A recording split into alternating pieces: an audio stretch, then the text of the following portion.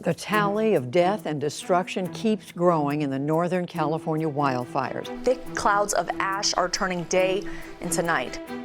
2020 has been another record-setting wildfire season. Over the last few years, wildfires have been raging not just in the western US, but all around the world. Fires in the Amazon rainforest and Australia's brush fires are so massive that they can be seen from space. And while fires have long been a natural part of many forest ecosystems, higher temperatures and longer droughts caused by climate change are drying out forests and turning trees into tinder, meaning that in areas like California, wildfire seasons have become supercharged. Towns like Paradise, California, where the 2018 Camp Fire destroyed over 80% of its homes, are now grappling with how to adapt to this new age of fire, starting from essentially the ground up. It is literally like the surface of the moon there. 2 years later, as the town still works to rebuild, the local Parks and Recreation District is beginning an ambitious plan to not just restore Paradise, but make sure it can better defend itself from the next fire.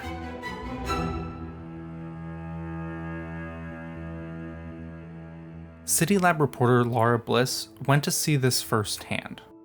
So Laura, you just went to Paradise. Can you sort of explain what's it like to be there now?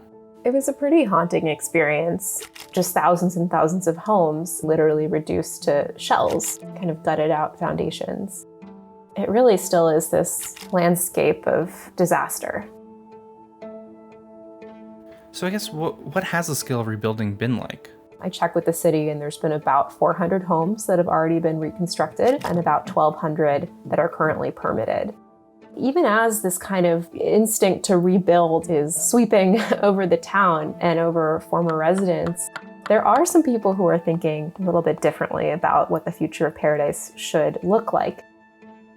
One resident I spoke to has actually gone forward with selling her land so that eventually it might become part of a large green belt encircling the city to potentially protect it from future wildfires. And the person who's leading this project is not a member of city government. He's actually the manager of the Paradise Recreation and Parks District. My name is Dan Efseth. I'm the district manager for the Paradise Recreation and Park District. So we provided everything from swimming lessons to people's first sports experience to hosting a variety of clubs. And we've been a kind of fabric of the community for decades. There were quite a few lessons from the campfire for us. One of them was the role we potentially have as a parks district. And Dan believes what the park district can start to do is improve what's known as the wildland-urban interface.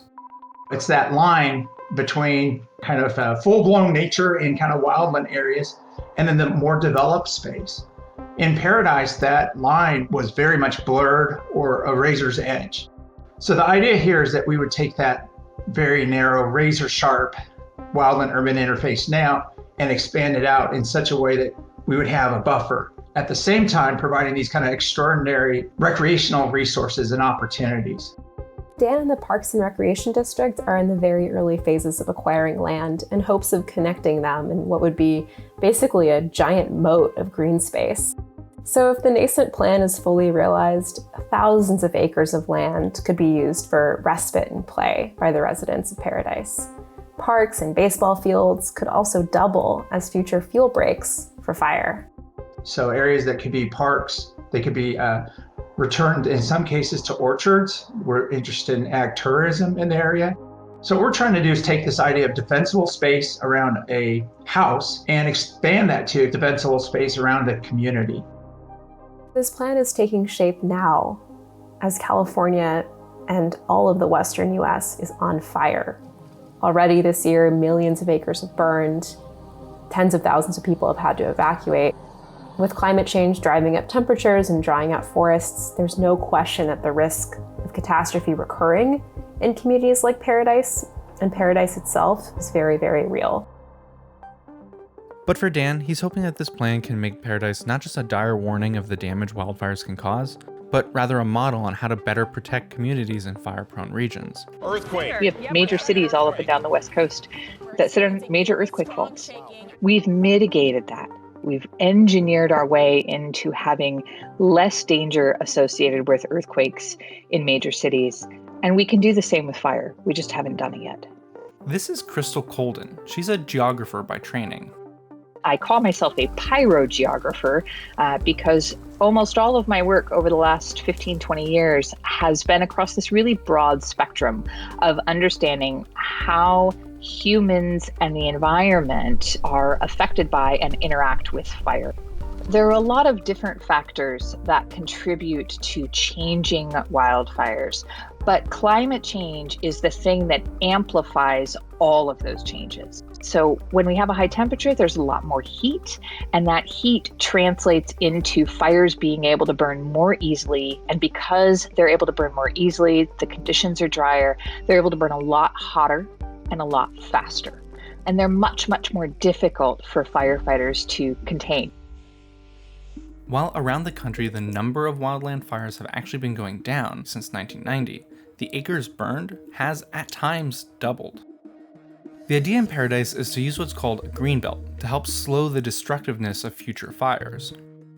Green belts are a type of fuel break, right? Green belts are, of course, these areas where a lot of the understory is removed under trees so that they become essentially park-like grasslands. This is one of the jewels of our area. This is Paradise Lake. This was a location where the fire slowed down and stopped on its own.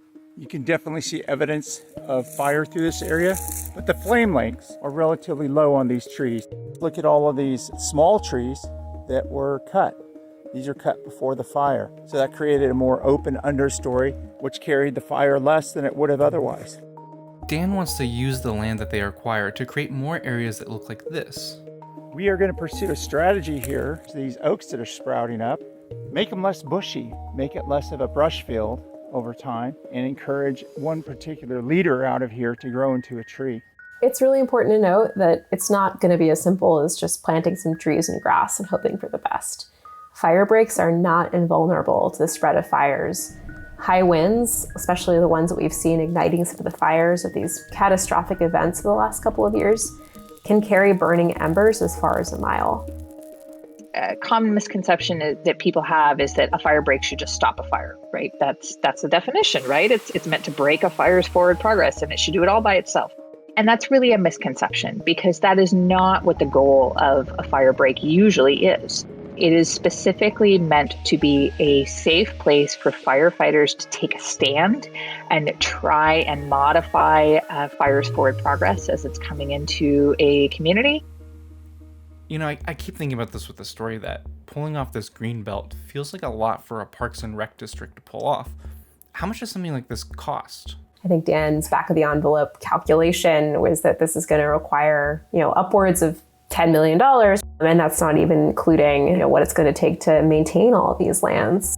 So just to give you a sense of what this would entail, one of the sections that Dan is targeting for this green buffer idea is a stretch of land that runs parallel to the Feather River Canyon. It's about 7 miles long and about 4,000 acres in total, containing hundreds of properties. About 80% of that area is privately owned. So on top of the costs of acquiring the land, it's also just the time and kind of resources that a little parks district may be challenged to work up to. Turning these former homes into parkland also hits on the ultra-sensitive question of planned relocation, which is this idea of government basically coming in to assist whole communities of people move to an area that's safer from a climate change perspective. And that's a really difficult question in a community that's already been deeply traumatized by this catastrophic experience. We're absolutely of the mind we have to be respectful of all our decisions by landowners. I think the idea is right now there is such a receptivity to people wanting to do some things that help the community. Even if they choose to rebuild, then maybe they will provide an easement or a permission to have that trail that goes to the bottom of their property that allows for fuels reduction, protects their property in exchange for a little bit of recreational value. I think that idea is pretty persuasive for a lot of people in our community. Another issue Dan faces is that while there is a lot of anecdotal evidence that greenbelts can help, there actually isn't that much scientific evidence that confirms their effectiveness. One conservationist I talked to for this story referred to green buffers as this funny combination of common sense with not a lot of scientific backup. But experts say that the signs are definitely out there that they can work. It's something that is, not really making it into the scientific literature because it's been relatively rare. We don't have the sort of rigorous, reproducible scientific process that is often favored by scientific journals. But the anecdotal data are very much supportive of this. I actually published a study last year about a series of fire breaks in what was essentially a green belt around the community of Montecito, California. Between the years of 1999 and 2017, Montecito would spend over $1.6 million on wildfire vulnerability reduction activities. And over years, they did it little by little. It's individual properties, it's along roads where they have space to work. And when we actually went back and looked at the satellite data, it looks a little bit like a green necklace. And in 2017, the Thomas Fire would put that work to the test. The calmer conditions in Santa Barbara County Wednesday didn't mean flames stopped threatening multi-million-dollar homes in Montecito. This is the 5th largest fire in California history. And when that fire hit Montecito, there were winds blowing over 60 miles an hour. There were gusts up to 72 miles an hour, and that was the last thing we had recorded before the weather station burned down. And when it got to that greenbelt along the edge of the town, it basically did exactly what the greenbelt was designed to do, which is it died down. It allowed firefighters to move in close and work safely, to put water on the edge of the fire, and actually drop it down to the ground and put it out.